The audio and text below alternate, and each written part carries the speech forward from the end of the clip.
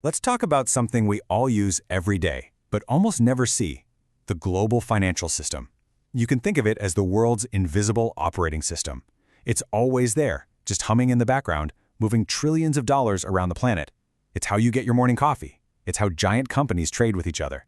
And for decades, the story has been pretty simple. It's all just getting more and more connected. But what if that system, that essential code that runs our world, is starting to crack?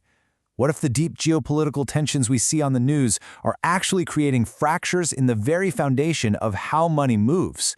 Well, that is the huge question we are diving into right now. To really get what's at stake here, it helps to look back. The economist Robert Triffin said this years and years ago, but wow, it feels more relevant today than ever. He understood a fundamental truth. This system isn't some force of nature. It's a human invention, a kind of global agreement. And it all hinges on one single thing: cooperation. The second that starts to fray, the whole thing gets shaky. Okay, so if you were to just take a quick glance at the big picture, you might not see any reason for concern at all. I mean, on the surface, the global financial system looks incredibly stable. You could even argue it's more integrated than it's ever been. Just look at this number, over 200%. What that represents is the total value of global financial assets and liabilities measured against the entire world's GDP. Put simply, we are at an all-time high for financial interconnectedness. Money is zipping across borders on a scale we've literally never seen before. So what's the language that all this global money speaks? Well, it's still, by a very long shot, the US dollar. What's so interesting here is that even though its share has dipped a tiny bit over the years, the dollar still makes up nearly 60% of all global foreign exchange reserves. It is, without a doubt, still the king of the hill. And this isn't just about what governments are holding in their vaults. When researchers looked at the currencies used to actually bill for international trade, the day-to-day business of the world, the data was, and I love this quote, flat as a pancake. On that macro level, basically nothing has changed. So, case closed, right? Everything's fine? Well, not so fast. This is where the story gets really fascinating, because the moment you stop looking at those big aggregate numbers and you start scratching beneath the surface, that's when you start to see some very, very clear cracks starting to appear. The world is shifting, and the world of finance is shifting right along with it. So crack number one, money is literally being rerouted along geopolitical lines. For instance, direct investment from Western nations to Eastern nations is actually falling.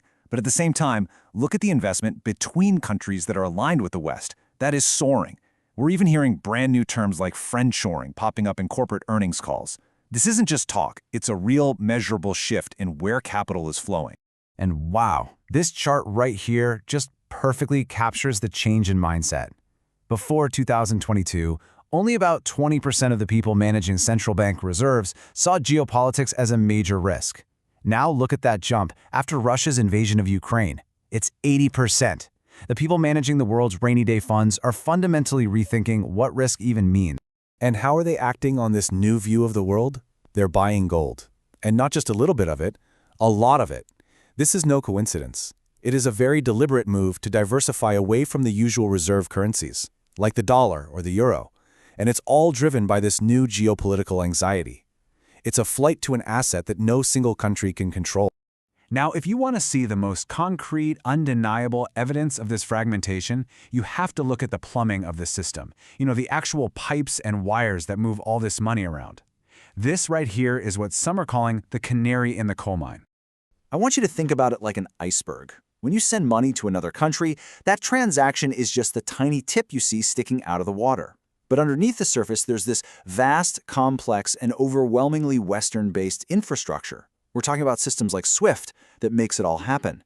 And for the longest time, we all just took this plumbing for granted.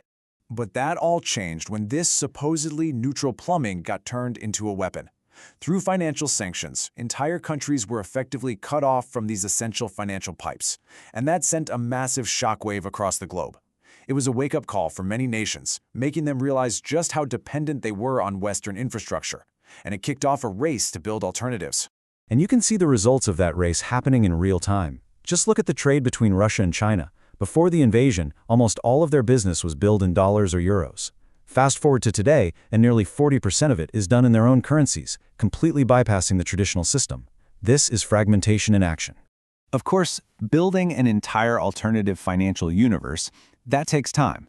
China's payment system, called SIPS, is definitely growing, but its volume is still just a tiny fraction of what SWIFT handles every day. The power of the existing network is huge. But the key takeaway here isn't the current size, it's the direction of travel. Parallel systems are being built. So, where does this all lead? What does a world with competing financial blocks actually look like? And this isn't just some academic thought experiment. This has huge real-world consequences for every single one of us. Well, the risks are pretty serious. A splintered system could mean more volatile currencies, making business across borders a lot more unpredictable. It could disrupt trade and maybe, most importantly, make it much harder for the world to come together to fight a global financial crisis. I mean, when the house is on fire, you can't have the global firefighters arguing over which hose to use. So, in this shifting world, is there an opportunity for another currency, maybe the euro, to play a bigger role? Perhaps, but here's the thing. That kind of top-tier status has to be earned. It would mean Europe needs to get its house in order on 3 critical fronts: becoming a more credible player on the world stage, building a truly unified and resilient economy, and proving its rock-solid commitment to its own laws and institutions. So if there's one thing to take away from all this, it's that the invisible operating system that runs our world is being rewritten as we speak. And while a new, multipolar financial world might find some kind of new balance eventually, the transition, the messy, unpredictable, and potentially chaotic journey from here to there, that could be the most dangerous period of all. And that journey has already begun.